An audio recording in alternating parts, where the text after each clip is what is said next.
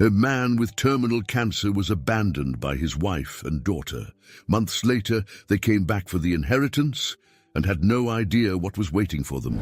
David had always been a man of methodical habits. At 52 years old, he was the owner of one of the city's most respected car dealerships, built with great effort over decades.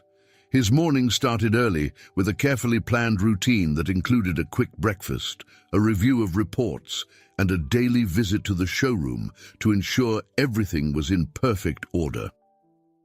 He was a man who valued control and predictability, qualities that had led him to great success in business.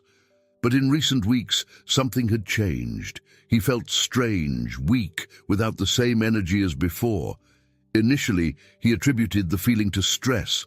After all, running a successful business wasn't easy. However, as the days passed, the weakness intensified, accompanied by a loss of appetite that worried him. Marta, his wife, insisted that he see a doctor, but David, as usual, resisted. He had always thought these things would pass with time, and the idea of wasting time on doctor visits bothered him. However, that particular morning, as he got out of bed, he felt such a strong dizziness that he had to lean on the dresser to avoid falling. It was a sign he could no longer ignore.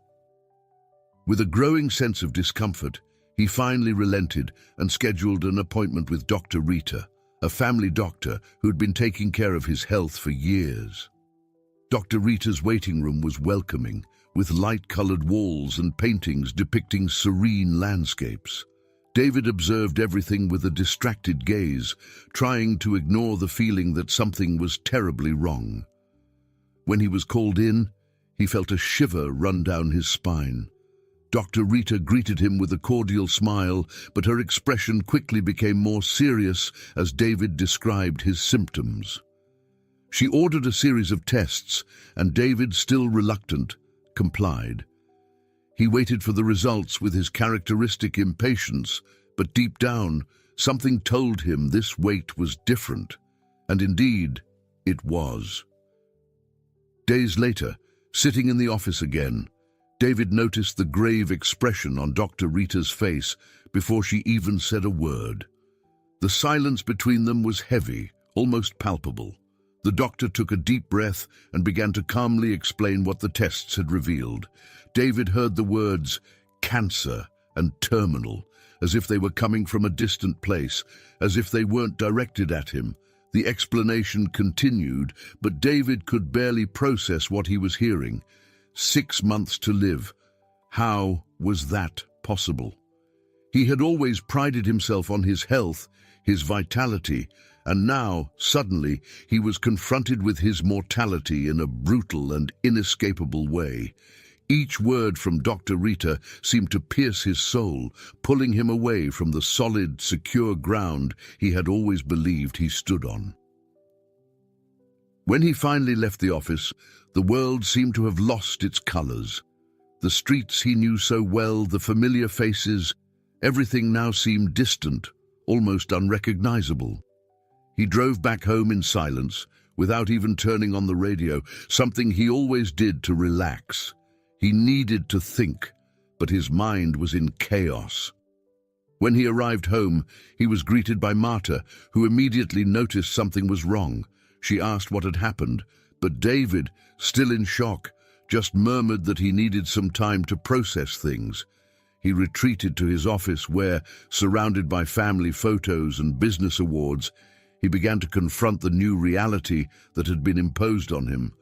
He remembered how he had built his dealership from scratch, the sacrifices he had made to ensure a comfortable future for his family. He remembered Amanda, his daughter, still a little girl, running through the dealership, fascinated by the cars. Now all of that seemed so insignificant in the face of the prospect that his time was running out. The following days were spent in deep introspection. David could barely eat or sleep. His mind revolved around a single question: how would he tell his family that he would no longer be there in a few months? How to face death when all he knew was life? The mere thought of seeing fear and sadness in Marta's and Amanda's eyes terrified him, And so, as the sun set on that quiet night, David realized that his greatest battle was yet to come. It wasn't against cancer, but against time and the unbearable weight of a future he couldn't control. The life he had built was about to change forever, and he knew that from now on, nothing would be the same. The morning was cold, and the heavy clouds in the sky seemed to reflect David's state of mind. After days of reflection and sleepless nights, he finally decided that it was time to tell his family about the diagnosis.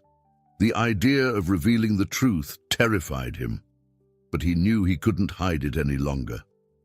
Marta was in the kitchen as usual, preparing breakfast with her habitual dedication. She was humming an old song, something she used to do when she was focused. David watched her for a moment, feeling a deep pain in his chest at the thought of the news he was about to share. He approached her, gently touching her shoulder. Marta turned to him, smiling, but soon noticed the seriousness in his gaze. "What's wrong, David? You look so down." "Marta, we need to talk." His voice sounded hoarse, as if the words were weighing heavily in his throat. Marta's smile faded. She sat down at the table, looking at her husband with growing concern. "What's going on? It's something serious, isn't it?" David nodded slowly, sitting beside her. "I went to the doctor, and the tests weren't good. I have cancer, Marta, and it's terminal. They've given me 6 months to live." For a moment, silence filled the kitchen. Marta blinked, as if trying to absorb what she had just heard. Her eyes filled with tears, but she quickly wiped them away, refusing to cry. "No, this can't be true. You've always been so strong, so healthy. There must be some mistake." David shook his head. "I wish it were a mistake, but it isn't. Dr. Rita was clear. There's no cure, no treatment that can save me. We just need to prepare for what's ahead." Marta felt a lump in her throat, but she forced herself to stay strong. She held David's hand firmly, looking into his eyes. "We'll get through this together. I'm here with you, David. I always will be." Those words, spoken with such conviction, brought some relief to David's heart. He knew the journey would be difficult, but hearing his wife's promise made him feel that he wouldn't be alone. "We need to tell Amanda," he said after a moment. "She needs to know." Marta agreed, but he could see the worry in her eyes. Amanda had always been a sensitive young woman, and dealing with something so serious could be devastating for her. Later that day, Amanda came home full of energy, as usual. When she saw her parents sitting on the couch, she immediately noticed that something was wrong. "Dad? Mom? What's going on?" she asked, a note of concern creeping into her voice. David asked her to sit down, and then, with the same difficulty he had with Marta, he told his daughter about his diagnosis. Amanda remained silent, her expression shifting from surprise to disbelief, and finally to sadness. Tears began to roll down her face as she shook her head, trying to deny what she was hearing. "No, Dad, this can't be. You're my hero. You can't be this sick," she said, her voice trembling. David held her hand, squeezing it gently. "I know it's hard, my love, but we'll get through this together. I need you now more than ever." Amanda threw herself into her father's arms, sobbing. "I promise I'll be here for you. We'll take care of you, Dad. No matter what happens, we won't abandon you." David hugged his daughter tightly, feeling the warmth of her love fill his heart. He knew that the future would be uncertain and painful, but at that moment, the unconditional support of his family gave him the strength he needed. The following days were marked by unity and affection. Marta took on the responsibility of caring for David, ensuring that he was comfortable and receiving everything he needed. Amanda, despite the initial shock, also dedicated herself to her father, spending more time at home and trying to keep the atmosphere as light as possible. They didn't talk much about the future, preferring to focus on the present and the moments they could share together. There was a silent pact between them to enjoy each day as if it were the last, and this pact brought a bit of peace to David's heart. David knew that the battle ahead would be tough, but with Marta and Amanda by his side, he felt ready to face whatever came. The promises of love and support were his safe harbor, and as long as they were by his side, he believed he could find the strength to face his greatest fight. David's physical deterioration was noticeable. Now, aware of his frailty, he began to notice small changes in Marta's and Amanda's behavior. In the days following the diagnosis, the promises of unconditional support began to give way to growing tension in the house. The presence of impending death, hovering like a shadow over everyone, was eroding the peace that once existed there. David started to feel more and more exhausted. The simplest tasks, like getting out of bed or walking to the living room, became exhausting. He still tried to maintain a calm demeanor, trying not to show how much the illness was progressing. But his efforts did not go unnoticed by Marta, who, instead of offering comfort, began to withdraw. She, who had always been by his side, now seemed distant, lost in her own thoughts. Marta's days became a routine of silence and distance. She avoided David's gaze, occupying herself with trivial tasks around the house, as if she were searching for an escape. When he tried to start a conversation about what they were going through, Marta responded with monosyllables or changed the subject. The coldness she displayed cut David more deeply than any physical pain he might feel. He tried to understand what was happening, but each attempt was met with an emotional barrier he couldn't overcome. Amanda's change was more abrupt. The young woman, who had initially promised to stand by her father's side, began to go out more often. At first, David thought she was just trying to cope with the situation in her own way, but over time, her outings became more frequent and prolonged. Amanda would come home late at night, often smelling of alcohol, her red eyes betraying nights of partying and excess. She barely spoke to her parents, preferring to isolate herself in her room when she was at home. David noticed his daughter's change in behavior with a mix of sadness and concern. He knew Amanda was struggling to face reality, but the way she chose to deal with it left him feeling even more lonely. He tried to approach her several times, trying to understand what was going on in her mind, but Amanda always deflected, saying that everything was fine, that she just needed some time to herself. Marta, on the other hand, seemed either not to notice or not to care about Amanda's behavior. She remained immersed in her own world, leaving David increasingly isolated. The moments when the family used to gather for dinner or watch television together became scarce. David often ate alone, listening to the oppressive silence of the house that had once been full of life. One night, after another of Amanda's long absences, David decided he could no longer ignore what was happening. When she arrived, visibly altered, he called her to talk. Sitting on the couch with a low and controlled voice, he asked why she was distancing herself so much. Amanda, with her eyes fixed on the floor, replied evasively, claiming that she needed space, that she couldn't bear to stay at home watching her father waste away. "I can't stand to see you like this, Dad. I don't know what to do, so I go out. I try to forget just for a while," she confessed, her voice choked with emotion. David, with a heavy heart, tried to explain that he understood her pain, but that he needed her, needed the daughter who had always supported him. However, Amanda, lost in her own anguish, abruptly got up and went to her room, leaving David alone in the living room once again.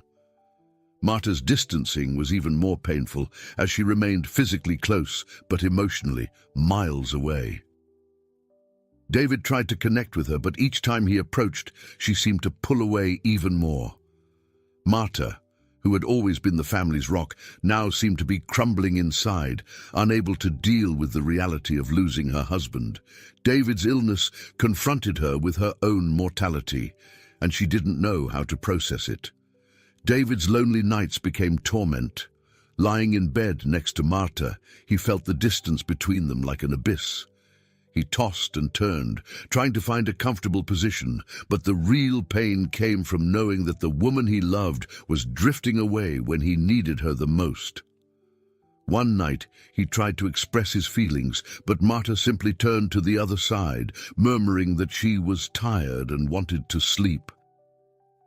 The silence in the house became deafening. David missed Amanda's laughter, the endless conversations he and Marta used to have about the future, the dreams they had shared for so long. Now everything seemed to have been swallowed up by the darkness of illness. Loneliness became a constant, suffocating presence. And David, who had always been a strong man, began to feel weak, not just in body but in soul. The only thing that seemed to bring some comfort were the memories of the happy moments they had shared together. He clung to these memories, trying to find in them the strength to carry on. But each passing day, the weight of loneliness grew, and David began to realize that despite the promises of support, he was increasingly alone on his journey. Marta's and Amanda's distancing was not just physical, it was emotional. And that distance, that disconnection, hurt more than any other aspect of the illness. David began to fear that in the end, what would kill him wouldn't be the cancer, but the abandonment by those he loved most. The days became long and lonely for David. With Marta and Amanda increasingly distant, he began to feel lost within his own home. The loneliness that enveloped him seemed unbearable, and the heavy silence that filled every room made his mind wander to dark places. However, amid this darkness, a small ray of light appeared in the form of Edward, his longtime friend. David and Edward had known each other since childhood. They grew up together in a humble neighborhood, spending their afternoons playing in the streets and dreaming of a better future. Life had taken them on different paths, but the friendship they had built never weakened. Edward had always admired David's success, but he never felt inferior for not having achieved the same level of prosperity. On the contrary, he was proud of his friend and had always been by his side through good and bad times. When Edward heard about David's health condition, he didn't hesitate to visit him frequently. He knew his friend was facing a tough battle and wanted to be there to offer the support David needed. To Edward, friendship was something sacred, and he wouldn't allow David to go through all that alone. Edward's visits became a relief for David. Each time Edward arrived, bringing with him his sincere smile and contagious energy, David felt his heart warm. They would sit in the living room or sometimes in the garden and talk for hours. Edward had a special talent for turning serious conversations into something light and pleasant, and this helped David forget, even if only temporarily, the gravity of his situation. "Do you remember that time we almost broke our legs trying to climb your neighbor's tree?" Edward would say, laughing as he recalled the days of mischief. David would laugh along, the pain in his body eased by the memory. "How could I forget? My mother was furious when she found out. I don't think we ever saw that guava tree again." These memories were a balm for David. He found himself transported to a simpler time when the biggest problems were school assignments or figuring out how to convince their parents to let them stay out later. It was as if, for a few moments, the illness didn't exist. Cancer wasn't the center of everything, but rather the enduring friendship and the stories they shared. In addition to Edward's visits, David also began receiving attention from Isabella, Edward's daughter. Isabella was a 19-year-old girl full of dreams, one of which was to become a nurse. However, the financial difficulties she faced with her widowed father had put that dream on hold. Despite this, she always had a natural instinct for taking care of others, and when she heard about David's condition, she decided to use her skills to help him. Isabella started visiting David along with Edward. At first, she just observed, helping with small tasks around the house, but soon she offered to take care of David more actively. She prepared his medications, checked his blood pressure, and was always ready to ensure he was comfortable. Isabella's dedication was remarkable, and David, who wasn't receiving this kind of care from his own family, felt deeply touched by the young woman's kindness. "You have the hands of an angel, Isabella," David would say, smiling as she adjusted his pillow or offered him a glass of water. "Thank you, Uncle David," she would reply, using the affectionate term she had always used to refer to him. "It's the least I can do for someone who has always been so important to my father and me." Isabella's presence brought David something he had lost, the feeling of being cared for, of being important to someone. She treated him with a sweetness that he no longer found in Marta or Amanda, and this began to brighten his days in a way he hadn't expected. The afternoon spent with Edward and Isabella became the highlight of David's week. They talked about everything, from childhood memories to the dreams Isabella still had of becoming a nurse. Edward, always the storyteller, made sure to remind David of the days when they had overcome so many challenges together. Isabella, in turn, listened attentively, as if every word David said was a valuable lesson. "I always knew you were made of something special, David," Edward said during one of the rare moments of seriousness. "It was never just about business or success. It was about never forgetting where you came from, and that's what makes you special." David, touched by his friend's words, felt a mix of gratitude and sadness. Grateful for having such a true friendship, but sad to realize that outside that circle, his life was falling apart. However, he decided to cling to the moments of joy that Edward and Isabella brought him. They were proof that even in darkness, there could still be light. As the weeks passed, the friendship with Edward and the care from Isabella became the foundation on which David leaned. Amid the distancing from his family, they were the only ones who truly stood by his side, not just in words, but in actions. And that made all the difference. Autumn had already arrived, bringing with it shorter days and colder nights.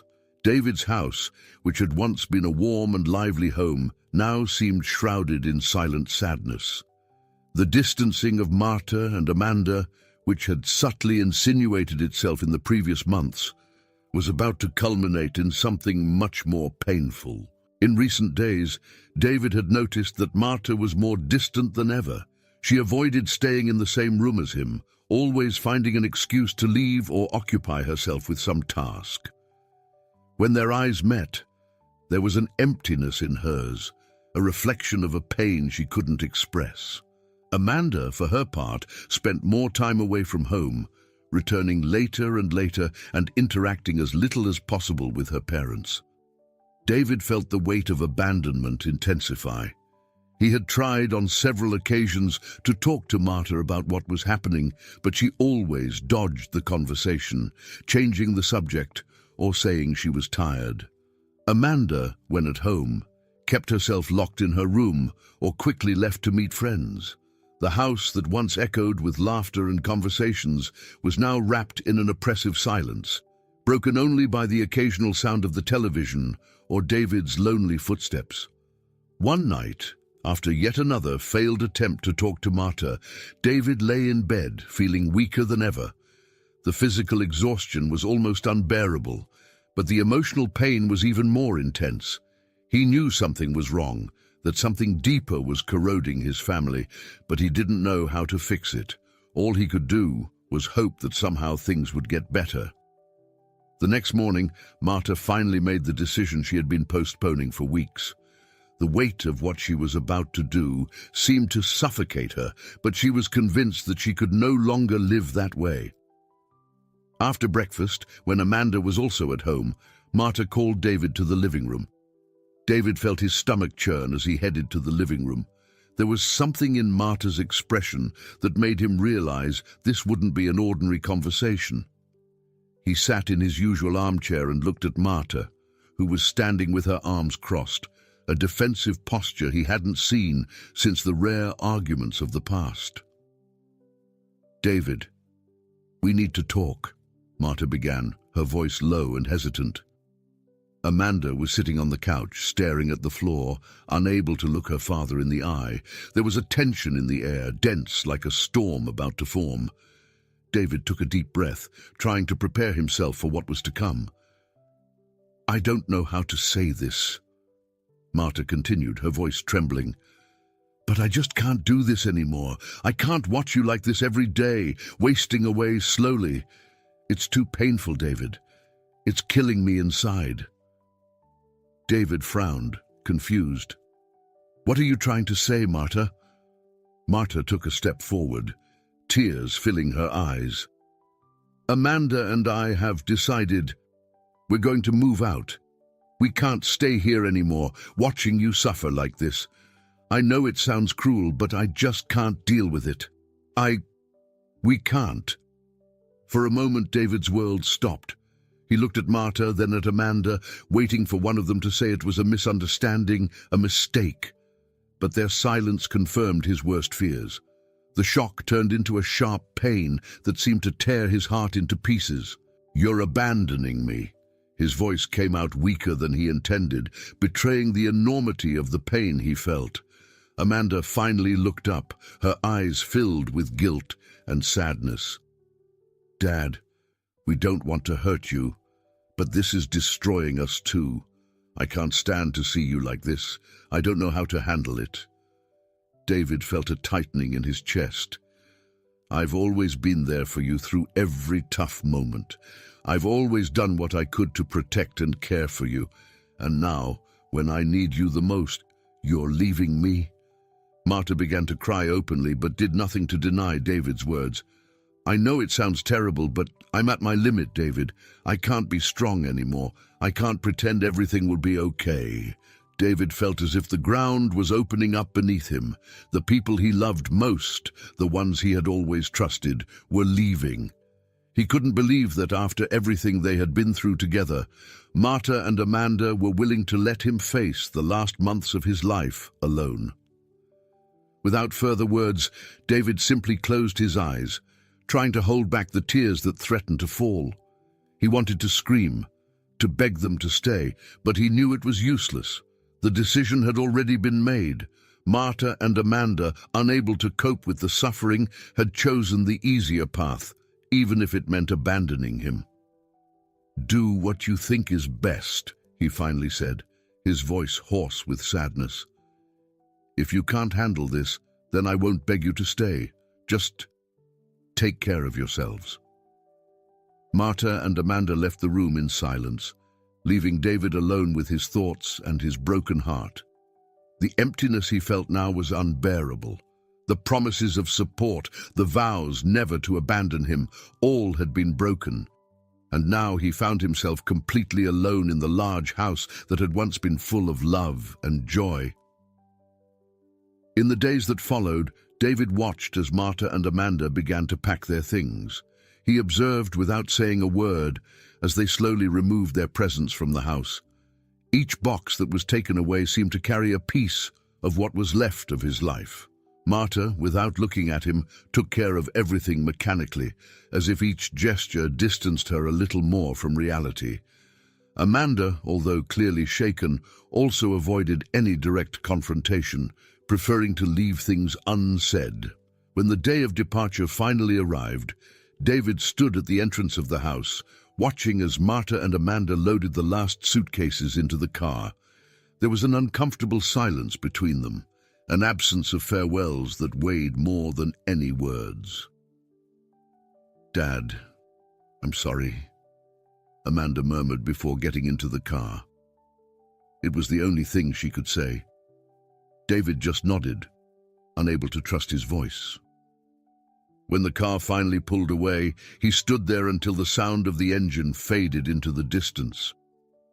And at that moment, the reality of abandonment hit him with full force. The people he loved most had left, leaving him to face his final days alone. The pain he felt was not just physical, it was the pain of someone who had been left behind, of someone who found themselves deprived of any comfort or hope. David, now completely alone, finally let the tears fall down his face. Those he had thought would be by his side until the end had chosen the opposite path, and he didn't know how to move forward.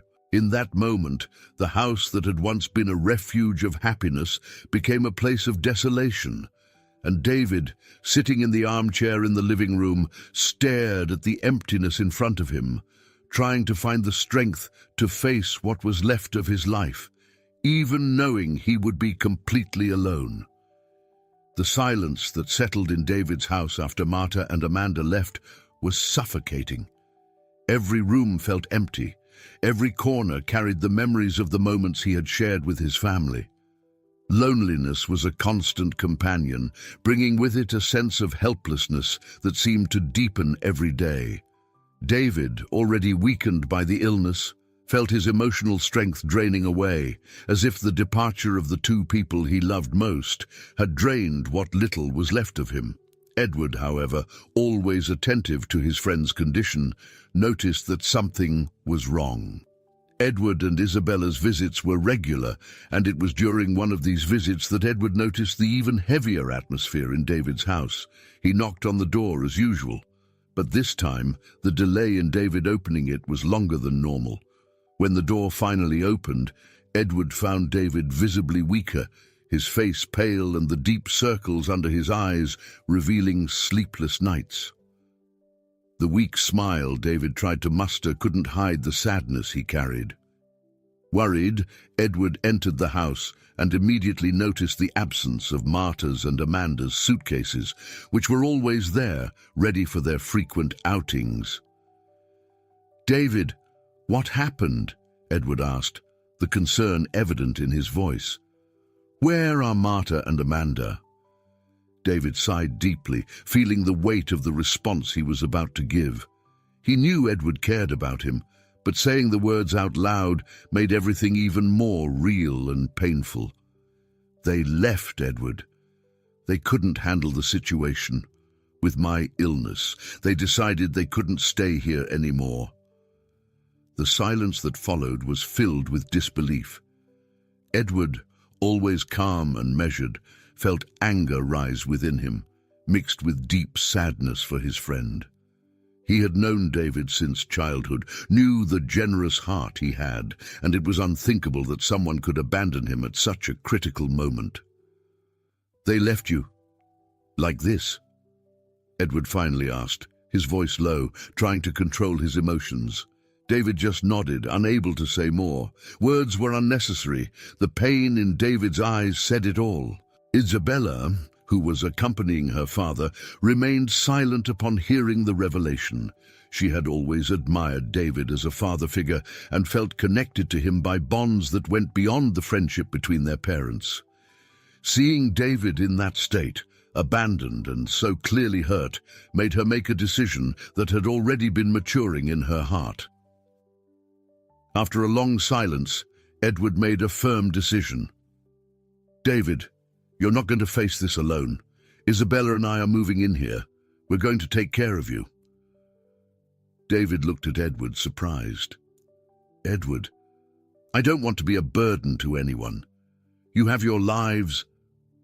Edward looked at David with determination in his eyes and said, "David, you've always been like a brother to me. After Catherine passed away, I was left alone with Isabella. It's just the two of us now. There's nothing that ties us to our place. Our life, our family, is small but strong. And we decided together that we want to be by your side. This isn't a sacrifice. It's a choice made by those who care. There's nothing more important to us than being here with you now." Isabella, who was standing by her father's side, nodded firmly. "Uncle David, we want to be here. I want to take care of you, to be present. It wouldn't make sense for us to stay away while you need support. You're part of our family too." David felt the tears well up in his eyes, but this time they weren't of sadness, but of gratitude. He had never expected anyone outside his own family to be willing to do so much for him. Edward and Isabella weren't just offering help. They were offering the love and support he thought he had lost forever. The move happened quickly. Edward and Isabella organized everything in a few days, bringing only the essentials to David's house. They turned the guest room into a comfortable space for Isabella, and Edward settled into the room next door to be close in case David needed anything during the night. The constant presence of Edward and Isabella in the house brought new energy to the place. Gradually, the oppressive silence gave way to occasional laughter and conversations about the days they had spent together, about the memories they shared. Edward, with his easygoing nature, always found a way to make David laugh, even when he felt his weakest. Isabella, with her sweetness and dedication, became the caregiver David never knew he needed. As the weeks passed, the bond between the three grew stronger. Edward and Isabella cared for David with a devotion he never imagined he would receive, and this brought immense emotional relief to him. Knowing that even in his final months of life he was surrounded by people who genuinely cared about him, made the pain of abandonment by Marta and Amanda begin to heal, even if slowly. David, who had initially hesitated to accept help, now saw Edward and Isabella as his new family. They were by his side not out of obligation, but by choice, and that made all the difference. The house, once so lonely, was now full of life again, thanks to the presence of those who chose to stay. The nights, once long and lonely, were now filled with conversations that lasted for hours. Edward and David talked about life, about what they had lived through, and about what they hadn't. Isabella often participated in these conversations, listening attentively and learning from the experiences of the two men she admired so much. David knew that his time was running out, but unlike before, there was now peace in his heart. He knew he wasn't alone, that Edward and Isabella would be by his side until the end, and that gave him the strength to face each new day, despite the pain and exhaustion. Edward's and Isabella's move to his house was more than an act of compassion. It was an act of unconditional love that rescued David from the darkness that threatened to consume him. And for that, he felt deeply grateful, certain that despite everything, there was still hope and kindness in the world. The days became increasingly difficult for David. His health was deteriorating rapidly, and every movement seemed to require an effort he no longer had. The relentless disease was taking over his body, leaving him weaker by the day. Even with the constant support of Edward and Isabella, David knew that time was running out. In addition to the physical pain, there was another concern weighing on his mind: the cost of treatments. Although he knew nothing could cure him, palliative treatments and medical care were still necessary to ensure as much comfort as possible, and these costs were beginning to exceed his financial reserves. It was during a sleepless night that David made the most difficult decision of his life: to sell his car dealership. The dealership wasn't just a business, it was the symbol of everything he had achieved through hard work and determination. Seeing it pass into other hands would be like saying goodbye to an essential part of his identity. But David knew he had to do it. He didn't want to leave debts or financial problems for those who would stay after he was gone. The next morning he called Edward for a private conversation. Sitting in the living room, David explained his decision. "Edward, I need you to help me sell the dealership. I can no longer sustain the business, and the money will be necessary for care and, well, for what comes after." Edward, always a loyal friend, agreed to help without hesitation, but he couldn't hide the sadness in his eyes upon hearing David's decision. He knew how much the dealership meant to his friend. "Are you sure about this, David? I know this dealership means everything to you." David nodded, trying to keep his voice steady. "It's what needs to be done, but please don't tell Isabella the real reason for the sale. She already does so much for me. I don't want her to worry even more." Edward respected David's wish, and in the days that followed, he began to handle the paperwork for the sale of the dealership. David, for his part, avoided thinking too much about it, but with each signature on a document, He felt as if he were closing an important chapter of his life. When the sale was finally completed, David looked at the dealership for the last time, feeling a mix of relief and sadness. He had given his best to that place, but now it was time to move on, even if it meant leaving behind something he loved so much. The decision to sell the dealership wasn't easy, but David knew it was the right choice. With the money from the sale, he could ensure that his last weeks would be as comfortable as possible and that he wouldn't leave a financial burden for those he loved. As he drove home with Edward, David felt a weight lifted from his shoulders. There was sadness in saying goodbye to the dealership, but there was also a sense that he had done what needed to be done. Now he could focus on what really mattered, enjoying the time that remained with those who had chosen to stay by his side. David knew that time was running out. Every day the disease consumed him a little more, and he felt that he needed to resolve the issues that still concerned him. Among them, one weighed most heavily on his mind, ensuring that after his departure, his last wishes would be respected. One day, with the determination of someone who still had a purpose, David asked Edward to take him to the office of his trusted lawyer, Dr. Lewis. Although Edward wanted to accompany him to the end, David insisted on going alone. "I need to handle this personally, my friend," he said, with a firmness that Edward respected. Lewis's office was a calm environment, contrasting with the storm of emotions that David carried. Sitting in front of the lawyer, David began to talk about his concerns. He mentioned the changes in his life, the distancing of Marta and Amanda, and the unconditional support he had received from Edward and Isabella in recent months.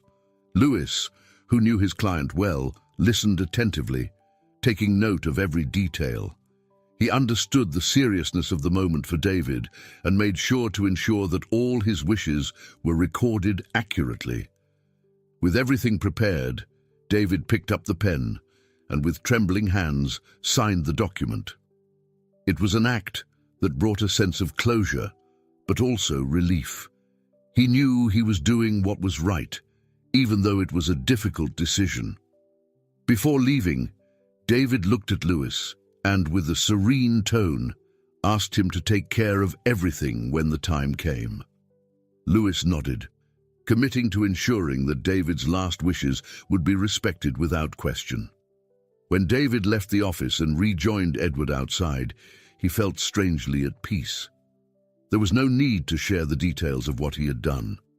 The most important thing was that now he could focus on enjoying the time he still had with the people who truly mattered.